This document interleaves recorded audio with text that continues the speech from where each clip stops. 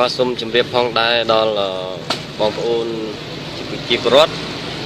នេះគឺជាសួនស្មៅនៅមុខមន្ទីរពេទ្យគុណធបុប្ផាបាទហើយសូមជម្រាបផងដែរដោយតាមបងនៅសន្តិសុខប៉ូលីស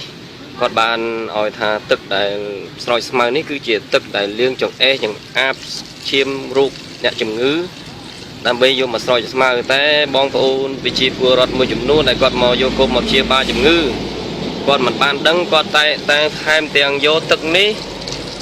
ប្រើច្រកដបដើម្បីផឹកទៀតព្រោះគាត់ស្មានតែទឹកស្អាតបាទតាមចម្លើយរបស់សន្តិសុខនៅនេះគាត់ថាមិនមែនជាទឹកស្អាតទេ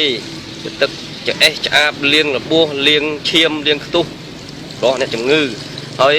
ក៏ហូរទឹកហ្នឹងដើម្បីមកស្រោចស្រពស្មៅប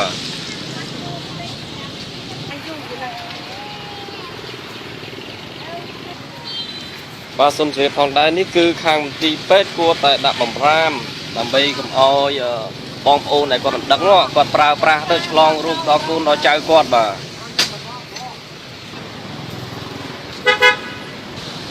អីហ្នឹង